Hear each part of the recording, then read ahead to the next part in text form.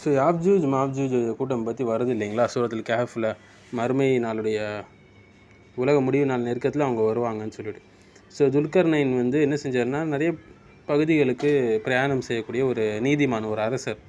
ஒரு இடத்துல யாப்ஜூஜ் மாப்ஜூஜ் மக்கள் வந்து மக்களுக்கு தீங்கி விளைவிக்கின்றதுனால அவங்கள சேட்டைகளை தூரப்படுத்துறதுக்கு ஒரு வலுவான தடுப்பு சுவர் வந்து கட்டினார் இல்லைங்களா.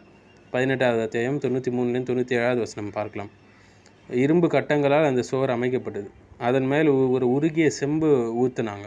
அதனால் யாப்ஜூஜ் மாப்ஜூஜ் அந்த சுவரை ஏறவும் முடியாது, தொலையிடவும் முடியாது.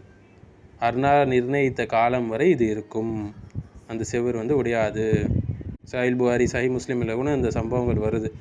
கியாமத் நாளுக்கு முன் வரக்கூடிய ஒரு பெரிய அடையாளங்களில் ஒன்று தான் அவங்க சுவரை உடைத்து வெளியே வருவார்கள். அல்லாஹ் நாடி விடுவான். அந்த நேரத்தில் அவங்க வெளியில் வந்து உலகத்தில் பெரிய குழப்பம் ஏற்படும். பின்னர் அல்லாஹ் அவங்கள அழித்திடுவான்.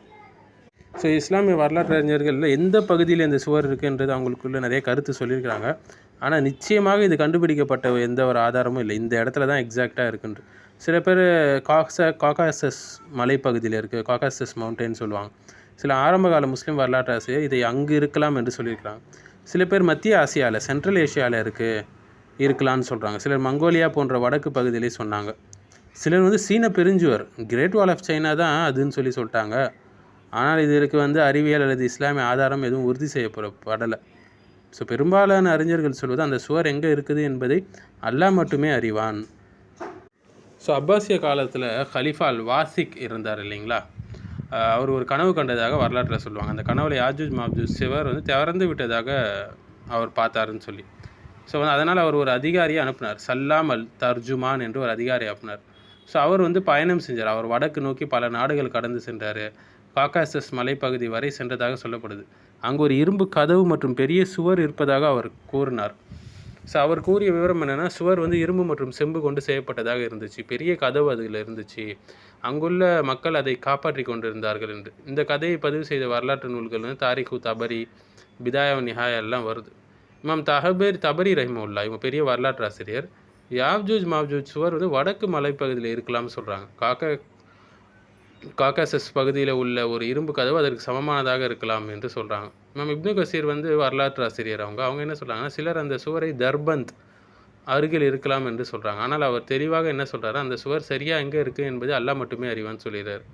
இதுதாங்க சேஃபஸ்ட் பொசிஷன். இதை வந்து நம்ம ஆராய்ச்சி பண்ணிகிட்டு இருக்கிறத விட்டுட்டு நல்ல முஸ்லீம்களால் வாழ நம்ம வந்து முயற்சி செய்யணும். ஸோ சில வரலாற்று ஆசிரியர் இதை வந்து டர்பன் ஃபோர்ட்ரஸ் என்று சொல்கிறாங்க, ரஷ்யா கிட்ட இருக்குன்னு சொல்லி. டேரியல் கார்ஜ் என்று சிலர் சொல்கிறாங்க, காகாசஸ் மலைப்பகுதியில். இந்த இடங்களில் மலைகளுக்கு நடுவே பெரிய பாதுகாப்பு சுவர்கள் மற்றும் கதவுகள் இருந்ததால் சிலர் அதை யாப்ஜூஜ் மாப்ஜூஜ் சுவரோடு இணைத்து சொல்கிறாங்க. ஆனால் பெரும்பாலான அறிஞர்கள் என்ன சொல்கிறாங்கன்னா, அந்த சுவர் உண்மையாக இருக்குது, அது துல்கர்னைன் தான் கட்டினார். ஆனால் சரியான இடம் நமக்கு தெரியாது, அல்லாஹ்க்கு மட்டும் தான் தெரியும். அது மறுமை நாள் அடையாளத்தில் ஒன்று. அவங்க வெளியே வரும்போது ஈசா அவர்கள் காலத்தில் வரும் என்று ஹதீஸ் தெளிவாக நமக்கு சொல்லுது.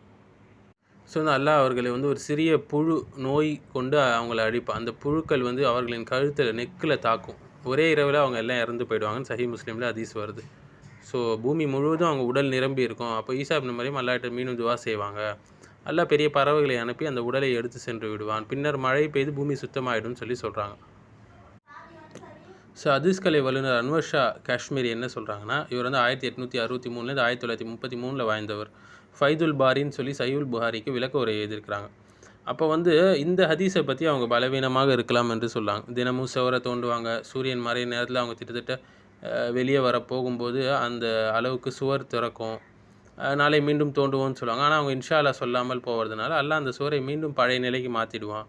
ஒரு நாள் இன்ஷா அல்லாஹ் என்று சொல்லுவாங்க. அதனால் அடுத்த நாள் வந்து பார்க்கும்போது சுவரை ஈஸியாக உடைச்சிருவாங்க, வெளியே வந்துடுவாங்க என்று சுனன் திர்மிதியில் வரக்கூடிய ஹதீஸ் இது. ஸோ இந்த இஸ்னாத் பலவீனமாக இருக்கலாம் என்று சில அறிஞர்கள் சொல்லியிருக்காங்கன்னு சொல்லி இந்த ஹதீஸை பற்றி அன்வர் ஷா காஷ்மீரி அவர்கள் கூறுகிறார்கள். ஸோ இது துல்லியமாக நம்பகமான ஹதீஸை நம்மளால் சொல்ல முடியாது. இதில் விவாதம் இருக்குது, கருத்து வேறுபாடுகள் இருக்குது. ஸோ தினமும் சுவர் தோண்டக்கூடிய கதை அறிஞர்கள் மத்தியில் அது வந்து உறுதி செய்யப்படவில்லை. ஸோ இமாம் நாசிர் சாதியும் இந்த ஹதீஸ் பற்றி சில பலவீனங்கள் இருப்பதாக சொன்னதாக விஷயங்கள் வருது. இது வந்து அந்த காலகட்டத்து உலமாக்கள் வந்து இமாம் நாசிர் சாதி அப்போ இருந்த சவுதி அரசர்கிட்ட போய் இப்படி அவர் சொல்கிறாரு, மறுக்கிறாருன்ற மாதிரி சொன்னாங்க. பிறகு அந்த அரசர் கூட்டு விசாரிப்பார். அப்போ அவங்களுடைய பொசிஷன் அவங்க ஆதாரத்தோடு டிஃபெண்ட் பண்ணுவாங்க. அதன் பிறகு அந்த அரசர் வந்து இமாம் நாசிர் சாதியை விட்டுடுவாங்க என்ற சம்பவமும் சொல்லப்படுது. அது குறிப்பாக இந்த ஹதீஸ் நம்ம மேலே சுட்டி காட்டின அந்த சிவரு சம்பந்தமான ஹதீஸ்.